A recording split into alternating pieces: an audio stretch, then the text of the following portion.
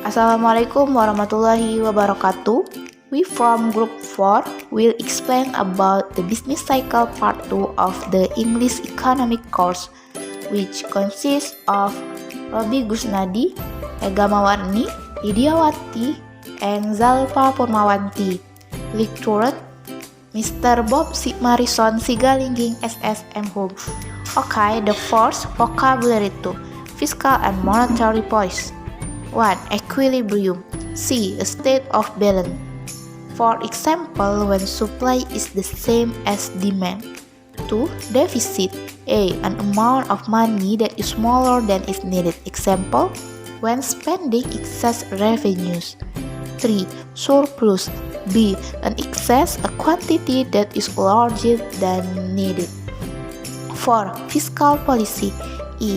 Government action concerning taxation and public expenditure. 5. Monetary policy. D. Government or central bank action concerning the rate of growth of the money in circulation. 6. Money supply. G. The total amount of money available in an economy at a particular time. 7. Keynesianism. F. The economic theory that government monetary and fiscal policy should stimulate business activity and increase employment in a recession. Okay, the next will explain by Robi Gusnadi. Alright, I will read about words that have the same meaning and different meanings. Try to mash up the word below into fire with similar meaning. Excess, the same as surplus.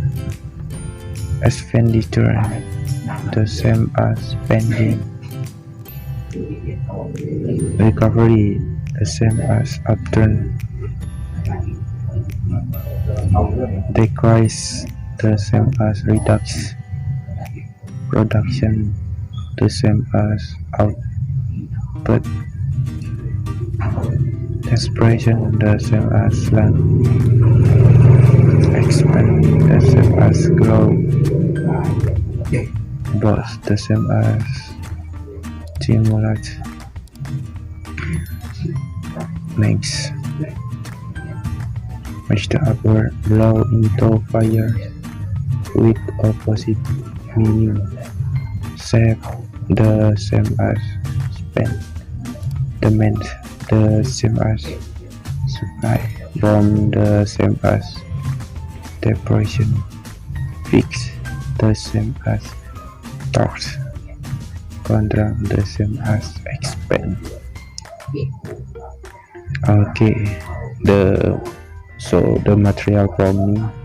The next material will be continued by my friend. Thank you. The next explained by Lidiawati. Reading 2.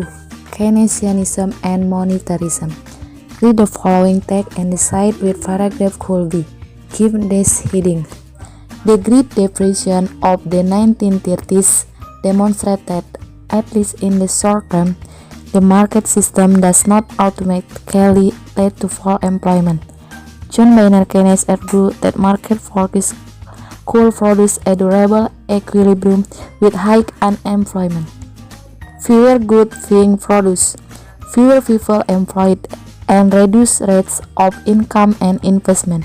Classical economic theory stated that in the long run, excess saving will cause interest rates to fall and investment to increase again. Keynes famously refers that in the long run, we are all dead. According to our group, the answer, the lesson of the 1930s. He therefore recommended governmental intervention in the economy to contract the business cycle. During an inflationary boom, government could decrease their spending or increase taxation or increase the money supply and reduce interest rates so as boost the economy and increase output, investment, consumption, and employment. According to our group, the answer, counter-cyclical policies don't work until too late.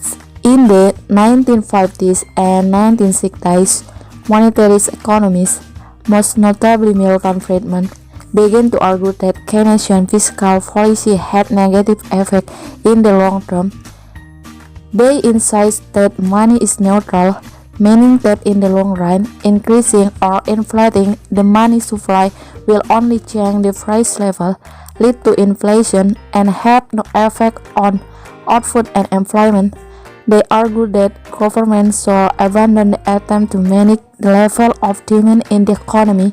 On the contrary, they should try to make sure that there is constant and no inflationary growth in the money supply. According to our group, the answer, the monetarist argument.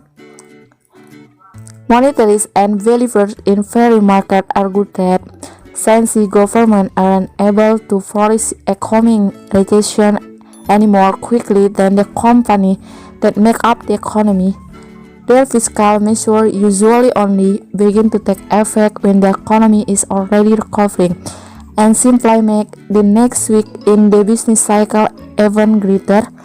According to our group, the answer, the Keynesian argument.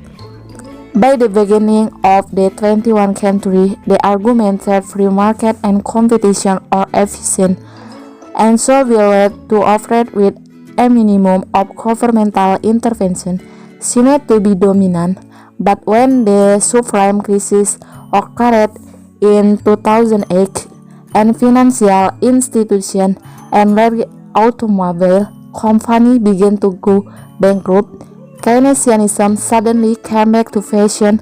Governments around the world poured amount of money into the economy.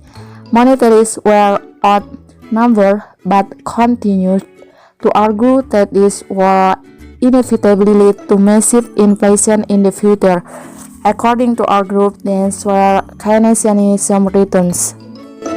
Okay, the next explained by myself. Comprehension. Match up the following half sentences. 1. Keynes argued that left to itself, the free market system C. does not guarantee full employment. 2. In classical theory, if consumption and investment fall, excess saving should A. cause interest rates to fall and investment to increase again. 3.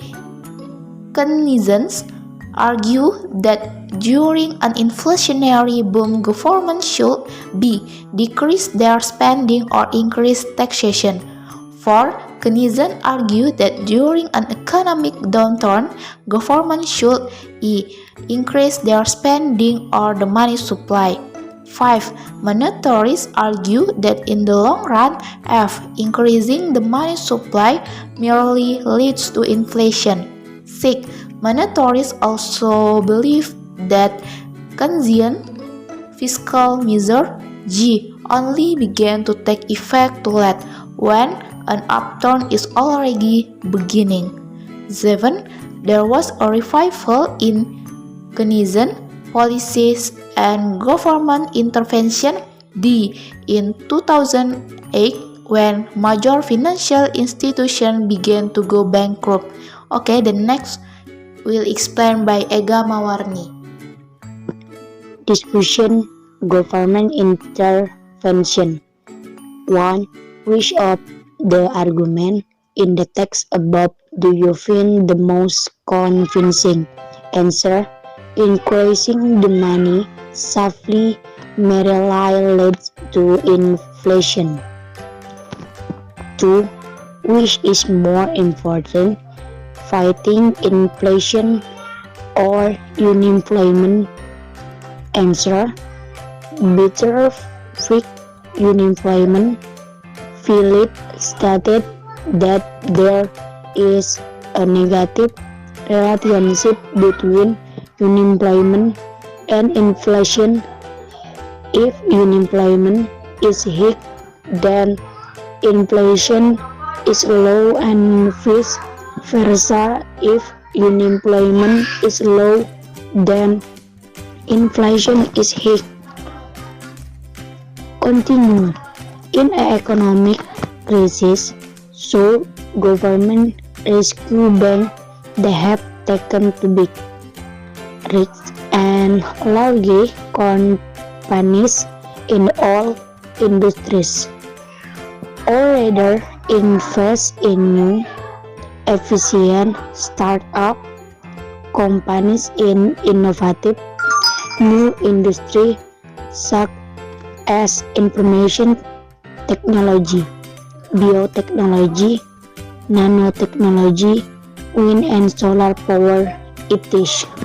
Answer: the financial system safety net (GPSK) is the framework that underlies the regulation of the deposit insurance scheme, the mechanisms for providing emergency financing facilities by the central bank, lender of the last resort, as well as crisis resolution policy. GPSK is primarily aimed at crisis prevention. However, this framework also excludes a crisis resolution mechanism so that it does not incur a large cost to the economy.